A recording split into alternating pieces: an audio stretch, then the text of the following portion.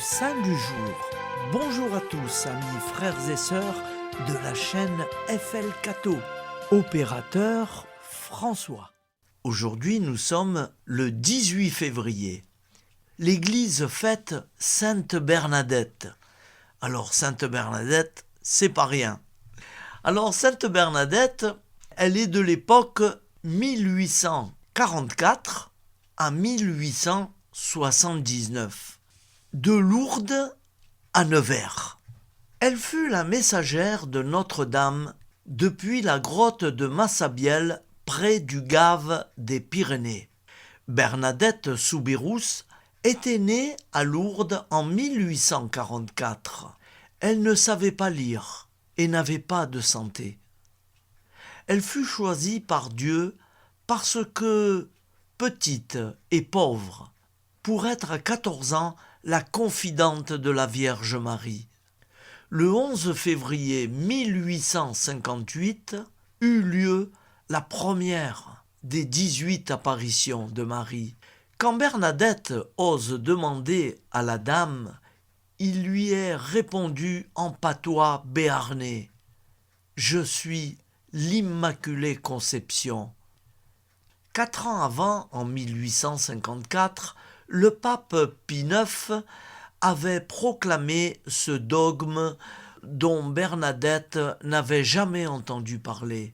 Placée sous les feux de l'actualité dans une foule croissante où se trouvaient beaucoup de sceptiques, Bernadette n'avait de regard que pour la belle dame, reflet de la gloire de Dieu.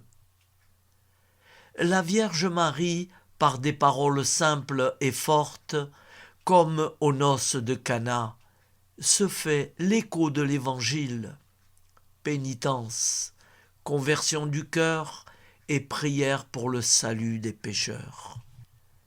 Bernadette de Lourdes et de Nevers, aussi admirable que les apparitions dont elle est gratifiée à Lourdes et l'enfouissement de Bernadette, très loin des Pyrénées, à Nevers. Elle est rentrée au noviciat des Sœurs de la Charité.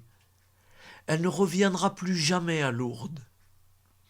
Pendant 13 années où elle est humiliée et incomprise, elle murmura sans cesse « Sainte Marie, Mère de Dieu, priez pour moi, pauvre pécheresse ». Le 16 avril 1879, elle rejoint celle qui lui avait promis le bonheur dans le ciel. Bernadette est un nom d'origine germanique qui signifie ours, berne et dur, harde.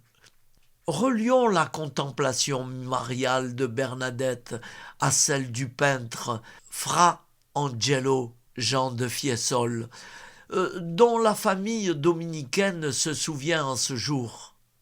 Saint patron des artistes chrétiens, il entra dans la vision de Dieu dont la gloire illumine toutes ses œuvres le 18 février 1455 au couvent Saint-Marc de Florence. Le saint du même jour, Saint Flavien. C'était le saint du jour.